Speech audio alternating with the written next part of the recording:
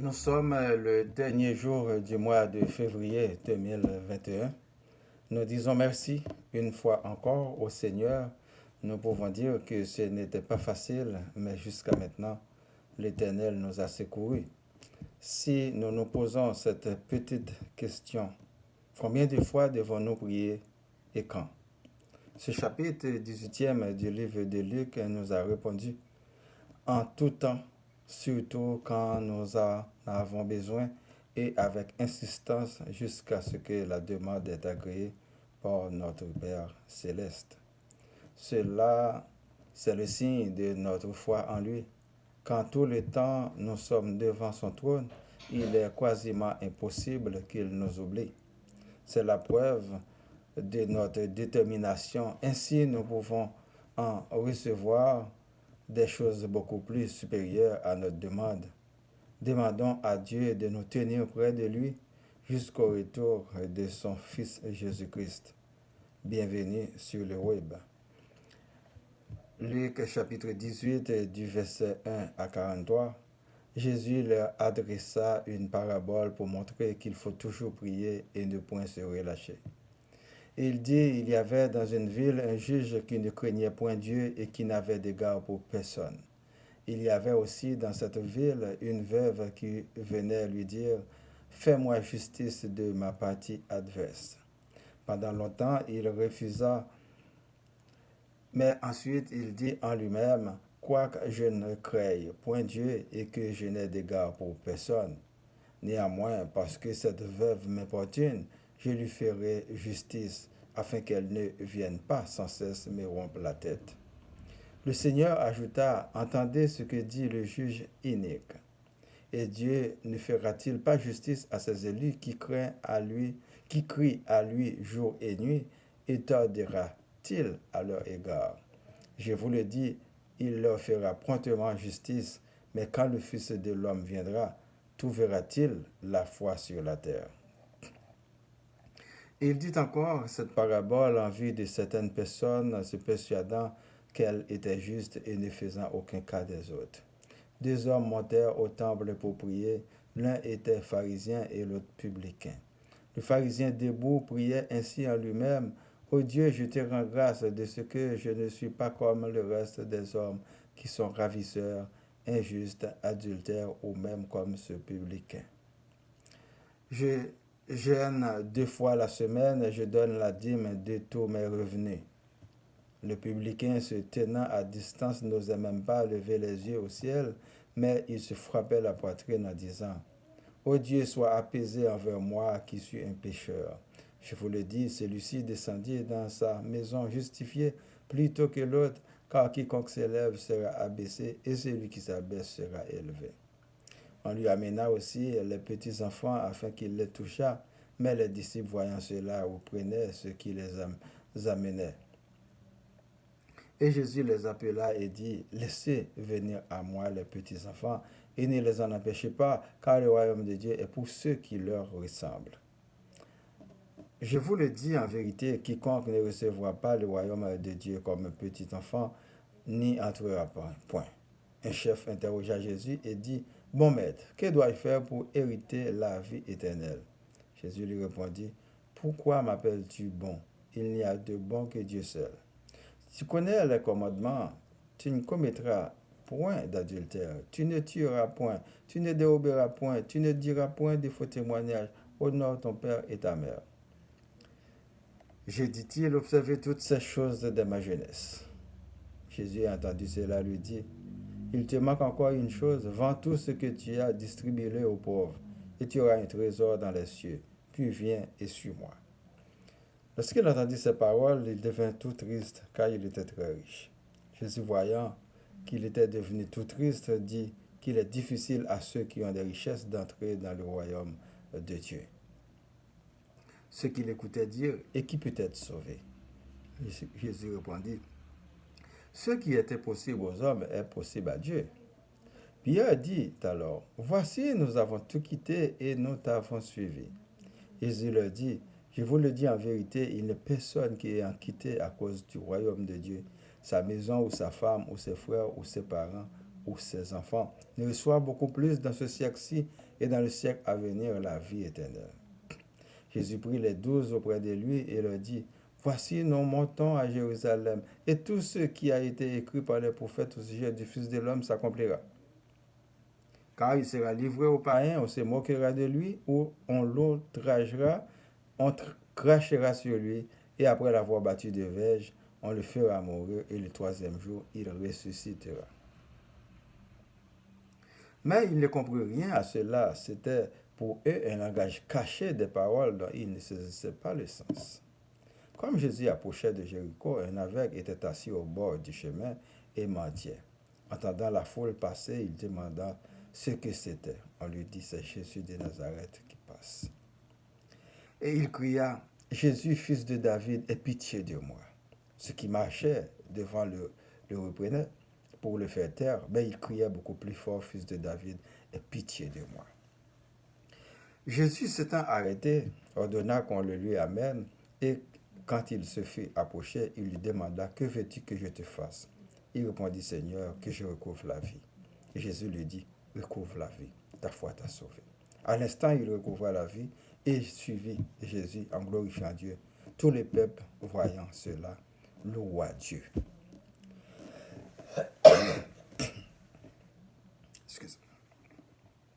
Pour la prédication, mes bien-aimés, et Dieu ne fera-t-il pas justice à ses élus qui crient à lui jour et nuit, et tardera-t-il à leur égard? Je vous l'ai dit, il leur fera promptement justice, mais quand le Fils de l'homme viendra, trouvera-t-il la foi sur la terre?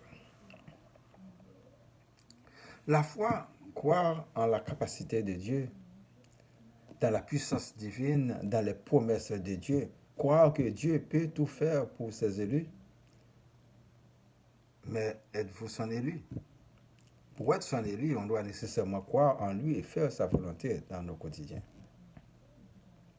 C'est bien l'histoire d'un juge dans une ville qui ne craignait point Dieu et qui n'avait d'égard pour personne. Mais il y avait aussi une veuve tenace qui demande justice de la partie adverse. Et devant l'insistance de cette veuve, le juge qui voulait avoir que du répit décidait de la rendre justice parce qu'elle l'importunait trop. Dans ce récit, l'auteur nous explique qu'il faut prier avec foi et insistance jusqu'à ce que nous trouvions une réponse favorable à notre quête. À ne pas aussi oublier que Jésus avait passé 40 jours et 40 nuits dans le désert pour prier et à sa sortie, le diable l'avait tenté. Si lui, le bois vert, très robuste, a été maintes fois tenté, à plus forte raison, nous étant que le bois sec, moins coriace, pouvons être tentés et mettant à rude épreuve de faiblesse, faisant de la prière notre pain spirituel. Deux hommes montèrent au temple pour prier, l'un était pharisien et l'autre publicain. Le pharisien debout priait ainsi en lui-même, « Ô Dieu, je te rends grâce de ce que je ne suis pas comme le reste des hommes, qui sont ravisseurs, injustes, adultères, ou même comme ce publicain. Je jeûne 2 fois la semaine, je donne la dîme de tous mes revenus. » Et le publicain, se tenant à distance, n'osait même pas lever les yeux au ciel, mais il se frappait la poitrine en disant, « Ô Dieu, sois apaisé envers moi, qui suis un pécheur. » Je vous le dis, celui-ci descendit dans sa maison justifié plutôt que l'autre. Car quiconque s'élève sera abaissé, celui qui s'abaisse sera élevé. Des fois, nous sommes pharisiens, des fois, nous sommes publicains. Il nous revient toujours de faire un pas de plus. Fuyez l'orgueil, l'estime de soi, les autres sont pires. Nous sommes tous des pécheurs qui méritons la repentance. Souvent, dans la religion, le fanatisme est le plus capable, le plus fortuné, emporte sur la pureté, la foi et l'honnêteté. Pour Jésus, c'est la fin qui se paie. Il faut rester à la surveillance. Il viendra comme un voleur. Préparez-vous sans délai. Pour le pharisien, il avait un sentiment d'orgueil supérieur aux autres, l'estime de soi. Pourtant, il n'était pas sanctifié devant Dieu. Et le publicain reconnaît qu'il est un pécheur devant Dieu et devant les autres. Dieu l'avait pardonné et il l'avait levé comme étant purifié. Alors aujourd'hui, Nous sommes vraiment piégés avec la philosophie et la tradition des hommes qui sont des folies pour Dieu, qui nous entraînent loin du salut de Dieu. Nous faisons plaisir plus aux hommes qu'à Dieu, ce qui nous entraîne à travailler automatiquement pour le royaume de l'ennemi qui est Satan. Alors fuyons les mauvaises compagnies afin d'embrasser le Sauveur qui nous a enseigné le chemin de son royaume. J'ai fini par comprendre, autant que vous représentez les intérêts de quelqu'un, autant que votre vie spirituelle compte très peu pour lui. C'est comme le jour et la nuit. Je vous le dis en vérité, quiconque ne recevra pas le royaume de Dieu comme un petit enfant n'y entrera point. Les enfants sont comme des anges sur la terre. Personne ne peut les condamner sur quelque motif que ce soit. Ils ne sont pas conscients de leur acte. Ils sont des innocents. Serons-nous des innocents comme eux? Sommes-nous prêts à marcher selon la parole de Dieu comme eux? Ou serons-nous en rhétoricité face au message divin pour courir à notre propre perte? Laissons-nous instruire, enseigner par la parole de Dieu en tout et en partie pour la bénédiction de notre âme ici-bas et dans les siècles à venir. Un chef interrogea Jésus et dit, « Bon maître, que dois-je faire pour hériter la vie éternelle ?» Jésus lui répondit, « Pourquoi m'appelles-tu bon? Il n'y a de bon que Dieu seul. Tu connais le commandement. Tu ne commettras point d'adultère, tu ne tueras point, tu ne déroberas point, tu ne diras point de faux témoignages, honore ton père et ta mère. » Dieu seul est bon, dès le commencement de la terre jusqu'aujourd'hui. Par contre, il y en a qui font beaucoup plus d'efforts que d'autres vers la perfection et vers l'honnêteté. Nous avons tous des corrections à faire, des mises à jour à effectuer dans notre vie. Pour Jésus, il faut en faire davantage. Il faut excéder vers le bien pour ne pas laisser de pierre d'achoppement, d'entrave vers le royaume des cieux. Il faut ouvrir nos yeux pour passer du royaume terrestre éphémère vers le royaume céleste éternel. J'ai, dit-il, observé toutes ces choses de ma jeunesse. Jésus a entendu cela, lui dit, « Tu manques encore une chose. Vends tout ce que tu as, distribue-le aux pauvres, et tu as un trésor dans les cieux, puis viens et suis-moi. » Jésus attire notre attention. La Bible nous a dit de travailler à la sueur de nos fonds pour gagner nos pains quotidiens. Et il a demandé à l'homme riche de vendre tout ce qu'il a, distribue-le aux pauvres, et il aura un trésor dans les cieux. Puis ce n'est pas fini, viens et suis-moi. Jésus attire notre attention sur l'exigence de son royaume face à la parole de Dieu et la richesse. Il faut tout observer et les richesses peuvent être un obstacle pour y entrer et le suivre. Afin d'avoir le trésor inépuisable de son royaume, à bien y réfléchir, mes bien-aimés. Car il est plus facile à un chameau de passer par le trou d'une aiguille qu'à un riche d'entrer dans le royaume de Dieu. Ce qu'il écoutait dire, et qui peut être sauvé? Jésus répondit, ce qui est impossible aux hommes est possible à Dieu. Pour beaucoup d'entre vous, Dieu est capable de vous changer en enfant pour vous sauver la vie. L'affaire de qui peut être sauvé, Dieu est capable de changer les ténèbres en lumière, un bourreau en victime, un persécuteur en évangélisateur. Et Jésus leur dit, je vous le dis en vérité, il n'y a personne qui ait quitté à cause du royaume de Dieu, sa maison ou sa femme ou ses frères ou ses parents ou ses enfants, ne soit beaucoup plus dans ce siècle-ci. Et dans le siècle à venir, la vie éternelle. Pierre n'avait pas du tout regretté d'être apôtre du Seigneur après avoir tout laissé pour suivre Jésus, car il faisait partie des élus de Dieu. Quand il sera livré aux païens, on se moquera de lui, on l'outragera, on crachera sur lui, et après l'avoir battu de verge, on le fera mourir, et le troisième jour, il ressuscitera.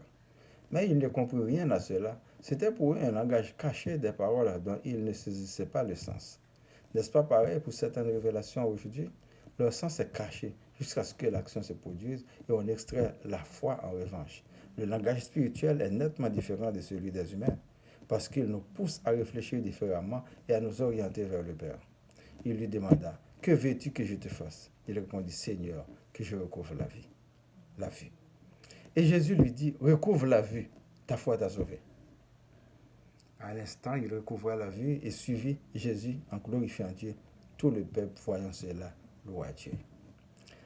L'aveugle avait la foi en la capacité et le pouvoir de Jésus. Sa foi l'a sauvé. Il s'était guéri et suivait Jésus. Et vous? Soyons reconnaissants envers Dieu. Il a beaucoup fait pour nous. Demandons pardon pour nos péchés. Disons merci à lui pour tous ses bienfaits, pour sa grâce infinie. Qu'il nous console dans nos afflictions. Prions maintenant pour ma famille et vos familles, les membres du groupe Spiritualité. Madame Noël-Saint, Madame René, Madame Laguerre, M. Adrien, M. Lavo et famille, M. Altidor, M. Emmanuel, M. Etienne et famille, M. Estimable, Madame Fania, Madame Micheline, Madame Maria, Madame Monique, Madame Nobert, Madame Naomi. Les services d'urgence qu'ils combattent la haine dans leur les autorités civiles et militaires, les personnes vulnérables, les chômeurs, les leaders religieux et politiques, les gouvernements, Ville-Laval, Montréal, Québec, Canada et le monde entier. Que la vraie parole de Dieu soit prêchée dans le monde, que notre foi grandisse, que nos malades guérissent, que nous soyons reconnaissants en tout temps pour tous les bienfaits de l'Éternel. Prions notre Père qui es aux cieux, que ton nom soit sanctifié, que ton règne vienne, que ta volonté soit faite sur la terre comme au ciel. Donne-nous aujourd'hui notre pain de ce jour. Pardonne-nous nos offenses comme nous pardonnons aussi à ceux qui nous ont offensés. Et ne nous laisse pas entrer en tentation, mais délivre-nous du mal. Car c'est à toi qu'appartiennent le règne, la puissance et la gloire au siècle des siècles. Amen. Je vous souhaite de passer une bonne journée, une bonne semaine. Lisez toujours votre Bible. C'est votre serviteur, Boniface Paradon. Merci, à la prochaine.